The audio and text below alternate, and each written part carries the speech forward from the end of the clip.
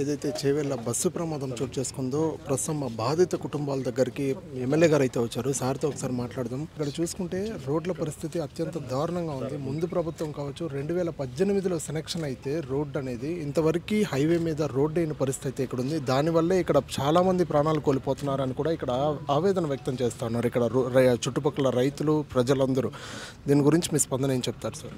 ఇప్పుడు మొన్నే కూడా అప్ప జంక్షన్ దగ్గర నుంచి ఏదైతే ఉందో 2014-16లో శాంక్షన్ కావడం వాస్తవమే. 2018 నుంచి కూడా ప్రాసెస్ స్టార్ట్ అయింది. అయిన తర్వాత ఎన్జీటీకి పోవడం వల్ల ఎన్జీటీ వాళ్ళు ఏదైతే కోర్టుకు పోయిన తర్వాత దాన్ని కరెక్ట్ అప్పుడున్నటువంటి గవర్నమెంట్ దాన్ని ఏ విధంగా దాన్ని డీల్ చేయాలో కరెక్ట్ సక్సెస్ఫుల్గా చేయలేక మేమే వచ్చిన తర్వాత మా ముఖ్యమంత్రి గారు డైరెక్ట్ మాకు చెప్పడం జరిగింది. మేము కోడంగల్కి వెళ్ళి అదే రోడ్డు మీద మేము పోతా ఉన్నాం. నేనున్న మా పరిగి ఎమ్మెల్యే రామ్మోహన్ రెడ్డి గారు ఉన్నారు, యాదయ్య గారు ఉన్నారు. మేము ముగ్గురం వెళ్తూ ఉంటే మీరు ఖచ్చితంగా పర్యావరణ ప్రేమికులు ఎవరైతే ఉన్నారో వాళ్ళతో ఒక మీటింగ్ పెట్టండి, వాళ్ళతో మాట్లాడండి. 1-2 సార్లు ఇబ్బంది అవుతూ ఉన్నది, చాలా యాక్సిడెంట్లు అవుతూ ఉన్నాయి, దాన్ని తక్షణమే పరిష్కరించవలసిన బాధ్యత మనందరిపైన ఉందని చెప్తే వాళ్ళతో ఒక 2 మీటింగ్లు మనం సీఎం ఆఫీస్లో వాళ్ళందరినీ కూడా పిలిపించుకొని మీటింగ్ పెట్టడం జరిగింది. వాళ్ళతోని కేసు కూడా విత్డ్రా చేపించడం జరిగింది. అక్టోబర్ 31 నాడే కేసు విత్డ్రా అయిపోయింది, స్టే వేకట్ అయిపోయింది. ఆర్డర్ కూడా మా రామ్మోహన్ రెడ్డి గారు చేవెళ్ళని ఒక ప్రెస్ మీట్ కూడా పెట్టడం జరిగింది. వర్క్ కూడా రోడ్ స్టార్ట్ అయిపోయడం జరిగింది. వాళ్ళతో నెమ్మడే ముఖ్యమంత్రి గారు కూడా స్పందించి ఖచ్చితంగా సంవత్సరం 1.5 year లోపలే చేస్తామని చెప్పి కాంట్రాక్టర్ ఏజెన్సీ వాళ్ళు చెప్పడం జరిగింది. 1 yearలో కంప్లీట్ చేయాలని చెప్పి సీఎం గారు చెప్తా ఉన్నారు. ఖచ్చితంగా అది ఒక చిత్తశుద్ధి ఉన్నందుకే మేము వచ్చిన ఎంబడివాడి కోర్టు అంటే మీకు అందరు కూడా తెలుసు, అది మన దగ్గర కూడా లేదు. ఆ ఎన్జిటి అనేది మద్రాస్లో ఉంటుంది. ఇక్కడ నుంచి మద్రాస్ పోయి వాళ్ళని రిక్వెస్ట్ చేసుకొని ఆ పర్యావరణ ప్రేమికులు అంటే చాలా సైంటిస్టులు, ప్రొఫెసర్స్ అన్ని భారతదేశంలో ఉన్నటువంటి అన్ని రాష్ట్రాల నుంచి వాళ్ళు ఒక టీమ్గా జతయి వాళ్ళు వేసినటువంటి కేసుని వాళ్ళని ఒప్పించి మెప్పించి వాళ్ళ మర్రి చెట్లు కొట్టొద్దు, పర్యావరణం ఇబ్బంది అవుతుంది కొట్టొద్దు అని చెప్పి వాళ్ళు గ్రీన్ ట్రిబ్యునల్కి పోతే దాన్ని పరిష్కరించుకోవడం జరిగింది. ఇప్పుడు రోడ్ అయితే కంటిన్యూగా స్టార్ట్ అయ్యింది.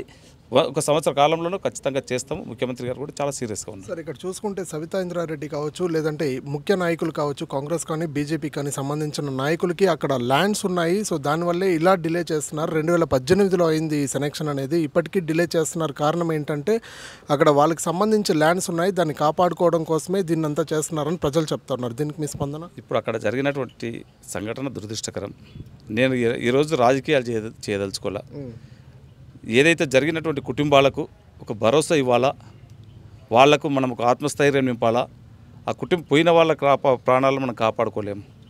ఉన్న వాళ్ళకు ధైర్యం చెప్పి వాళ్ళని ఏ విధంగా మనం కాపాడుకోవాలని చెప్పి మా ముఖ్యమంత్రి గారు చెప్పి మీరు వెళ్ళండి, ఉన్నటువంటి కుటుంబానికి ఒక భరోసా ఇచ్చిరండి, మన ప్రభుత్వం ఉంటుంది, మనం ఉంటాము, మన పరంగా ఏదైతే చేతనైన వరకు చేతామని చెప్పి పంపించడం జరిగింది. ఇప్పుడు నేను ఆ రాజకీయాలు నేను మాట్లాడను, దయచేసి నేను రాజకీయాలు జరిగి ఈరోజు వెళ్ళడం కాదు, టైం వచ్చినప్పుడు ఖచ్చితంగా దానికి ఒక వేదిక ఉంటుంది. ఆ రోజు వాళ్ళు మాట్లాడిన దానికి అన్నిటి కూడా నేను సమాధానం చెప్పి తప్పకుండా చెప్తాను. చివరిగా ఒక ప్రశ్న, నేను ఇందాక ఇక్కడ గ్రామస్తులతో మాట్లాడడం జరిగింది. ఏదైతే పబ్లిక్ ఒపీనియన్ నేను తీసుకోవడం జరిగింది. వాళ్ళు ఏమంటున్నారంటే ఇప్పుడు మినిస్టరు, ఎమ్మెల్యేలు, కలెక్టర్లు గారు వాళ్ళు వస్తూ ఉంటే ఇక్కడ రోడ్లు ఏది సరిగ్గా లేదు, ఇక్కడ రోడ్లలో మట్టి నింపుతూ ఉన్నారు, ఇప్పుడు వచ్చి మట్టి నింపుతూ ఉన్నారు, అదే ముందు ఎందుకు లేదు అని అడుగుతున్నారు సార్. లేదు, అది కాదు. ఖచ్చితంగా ఇవన్నీ కూడా శాంక్షన్ అయి ఉన్నాయి.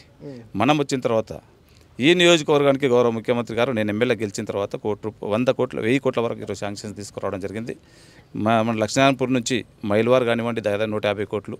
ఈరోజు ఎన్హెచ్ కూడా మొత్తం ఇదైపోతే గడ్కరీ దగ్గరకు పోయి మా దగ్గర వర్క్ లేట్ అవుతుంది అని చెప్పి కాంట్రాక్టర్ని వాళ్ళ ఆర్ఐని డిపార్ట్మెంట్లు అందరినీ కూడా పిలిచి మందలించి ఈ వర్క్ స్పీడప్ పనిచేయడం. ఏది చించోలు వరకు మహబూబ్నగర్ ఎంసీ రోడ్ ఏదైతే కొడంగల్ నుంచి చించోలు వరకు రోడ్ ఉందో దాన్ని కూడా స్పీడప్ చేయడం జరిగింది.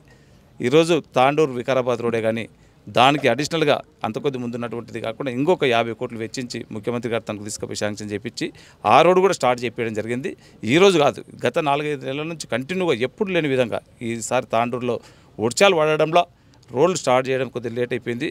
దాదాపు ఇప్పటికీ 1000 కోట్ల వరకు మన ముఖ్యమంత్రి గారు శాంక్షన్ ఇచ్చి ఉన్నాడు. అన్నీ కూడా ఈ వర్షాలు లేకుంటే ఇప్పటికే మ్యాక్సిమం రోడ్లు ఒక లెవెల్కి వచ్చేటివి ఖచ్చితంగా ఈ సంవత్సర కాలంలో. ఎందుకంటే మీరు అన్నట్లు నేను రాజకీయాల గురించి మాట్లాడదలుచుకోలేను. చాలా రోజుల నుంచి మీరు అన్నటువంటి 10-15 సంవత్సరాల నుంచి రోడ్లు అధ్వాన్నంగా అయినటువంటి మాట వాస్తవమే.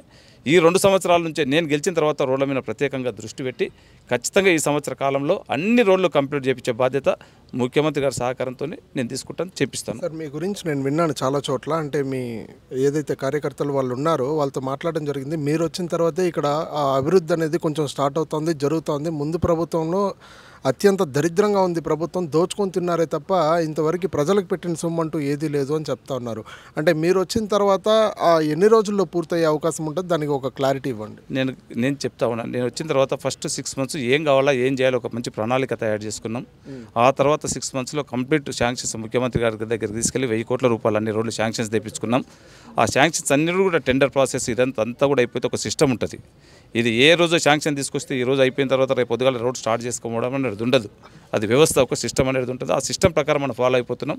అన్నీ కంప్లీట్ అయిపోయింది. మనం మార్చ్ ఏప్రిల్ మే నుంచి స్టార్ట్ చేయించుకుంటామంటే మే నుంచి కంటిన్యూ వర్షాలే పడుతున్నందుకు ఈ 4-5 నెలలు డీల్ అయింది. ఖచ్చితంగా ఈ సంవత్సర కాలంలో మాత్రం తాండ్రూరు చుట్టుపక్కల ఉన్నటువంటి మారుమూల గ్రామంలో కానివ్వండి, ఇక్కడ ఉన్నటువంటి లింక్ రోడ్లు కానివ్వండి, ఇప్పుడు లక్ష్మీనాథపూర్ నుంచి దేవనూరు రోడ్ కానివ్వండి, లక్ష్మీనాథపూర్ నుంచి ఈరోజు మైల్వార్ రోడ్ కానివ్వండి, కరెంట్కోట్ బసిరాబాద్ రోడ్ కానివ్వండి, ఈరోజు అగ్గనూరు చించోలి గౌతాపూర్ రోడ్ కానివ్వండి, ఈరోజు వికారాబాద్ తాండూరు రోడ్ కానివ్వండి, ఇవన్నీ లింక్ రోడ్స్, ఇంకా కనెక్టివిటీ రోడ్స్ కూడా ప్రతి మండలంలో ఒక 15 కోట్ల నుంచి 20 కోట్ల వరకు ప్రతి మండలంలో లింక్స్ రోడ్స్ కూడా పెట్టడం జరిగింది.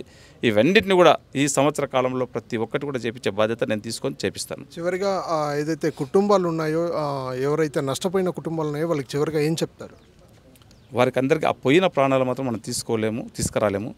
వారికి ఖచ్చితంగా ప్రభుత్వం పరంగా నా పరంగా వాళ్ళకు గట్టి భరోసా ఇచ్చి వాళ్ళు చేదోడు వాదోడుగా ఉంటాం. వాళ్ళకి ఏ ఇబ్బంది వచ్చినా నేను ముందుండి ఖచ్చితంగా తీర్చడానికి ప్రయత్నం చేస్తాను. Right, thank you sir.